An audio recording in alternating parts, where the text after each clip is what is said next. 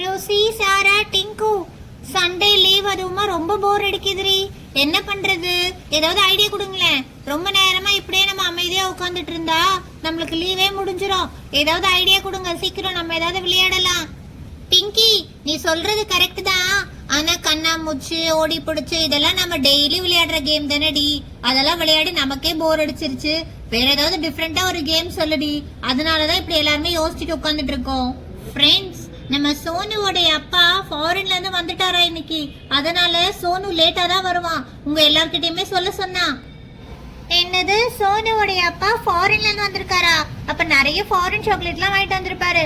ஃபாரின்ல நிறைய சாக்லேட் சூப்பரா இருக்கும். அப்புறமா நிறைய டாய்ஸ் நல்லா இருக்கும். டாய்ஸ்லாம் வாங்கிட்டு வந்தாரா இல்லையான்னு தெரியலையே.